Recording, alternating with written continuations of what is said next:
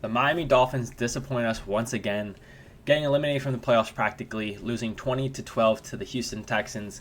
Another big moment and another failure. Just absolutely brutal for us fans. Worst part about this game, as most of these big games, is it was absolutely winnable. The defense balled out and we still lost. And I'm going to break it all down, starting with the offensive side of the ball. Obviously, Tua played a poor game. Let's see his stats. He was 29 of 40, 196 yards, a touchdown, and 3 interceptions. Let's break down those interceptions. The first one, I'm trying to remember that one, was the interception in the red zone to the middle safety. On paper, looks terrible. I'm going to put the blame on Tua. McDaniel hinted at the fact that it was potentially a receiver not in the right place, but until we get further clarification, just a bad interception. It looked like Tua didn't see the guy, threw it right at him.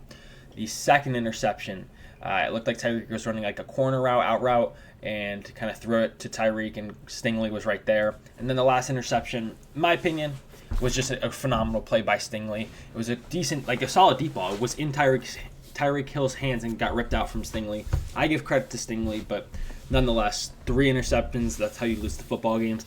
If you watch my preview video, I prefaced whichever team won the turnover battle was going to win this game, and the Texans won the turnover battle 4-1, and they won the game by 8 points. If you include an missed extra point, like if you win that, if you don't turn the ball over 4 times, you're probably going to win this game, especially when 2 of those turnovers led to the Texans getting the ball in the red zone, which were their only 2 touchdown scoring drives. So the offense single-handedly lost us this game, and it's the most frustrating thing about this run for the Dolphins is when we have these key games, it'll be like, oh, the defense can't get a stop or the offense can't do anything, and it just switches back and forth. The defense played lights out today. The defense gave us every opportunity to win this football game, and we didn't because the offense crumbled.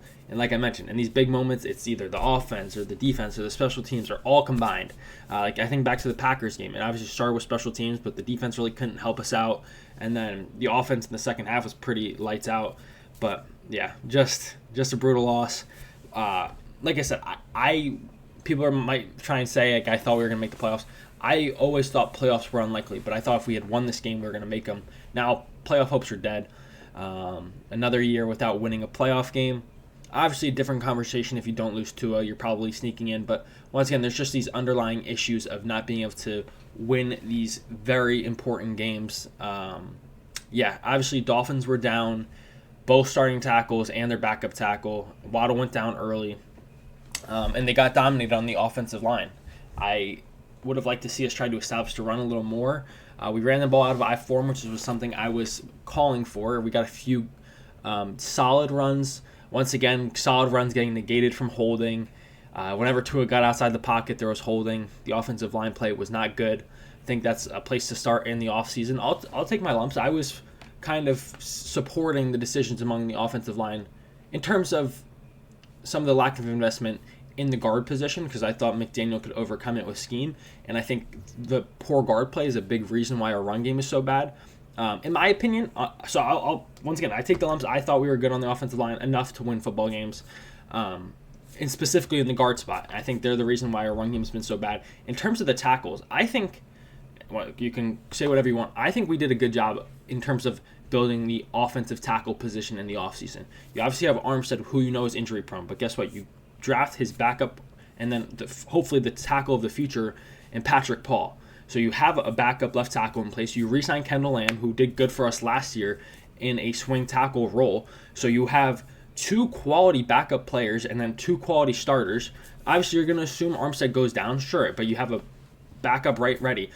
You don't necessarily anticipate Austin Jackson to go down. He goes down, and then you have Kendall Lamb, who's pretty solid in this place, and he also goes down with injury. So I think people who want to come at Greer for ignoring the offensive line in terms of offensive tackle, I think that's just lazy. If you want to blame him for the guard position, absolutely have a field day. I once again, I was wrong about that. I thought we were fine kind of neglecting it, and I was wrong. I think they need to go out and get better and bigger in that guard position to help be able to establish the run game. And I think, this is going to be videos in the future, because once again, this season's over. I think the Dolphins have to reapproach what they're doing, and I think that starts with kind of taking a similar approach to what the Bills did and the Chiefs did. And obviously, when they took this approach, they were obviously having much more success than we already were.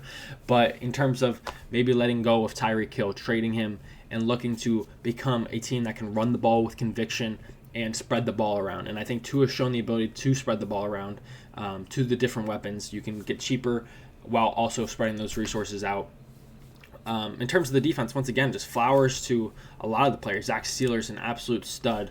Calais Campbell, Chop Robinson, Jordan Brooks, Kader Kohu made a lot of plays. I don't really remember calling much of the secondary's names out, which is generally a good thing. Like I said, I mean, the Texans, C.J. Stroud had 130 yards passing. He had 2 touchdowns, which were both given to him in the red zone. So Joe Mixon had 12 carries for 23 yards. The defense balled the fluff out. This is solely on the offense. And like I said, like we've seen the offense not be the reason we've lost games. I think back to Buffalo or Arizona, like the offense against those good teams did their job and the defense couldn't get a stop. And then it's the flip here. That's what's frustrating. It's not like it's just clearly one issue, but there's issues, and it's a repetitive thing failing in these big spots. And yeah, I'm in favor of not firing McDaniel as of this moment, but at this point, like, I don't know. It's the same old shit. But like I said, I'll have more clear thoughts on, I think, the future approach. I think it more so aligns with sticking with McDaniel, sticking with Weaver. I'm for firing Crossman and looking to reestablish your identity by looking to trade Tyreek Hill, build up the offensive line, becoming a run-heavy team that can spread the ball around. But very disappointing, as us Dolphins fans have grown accustomed to. But appreciate everybody who's watched. Like and subscribe to help the channel grow, and I'll be here with you along the way to break down what I think the Dolphins should do in the future. And until next time, fins up.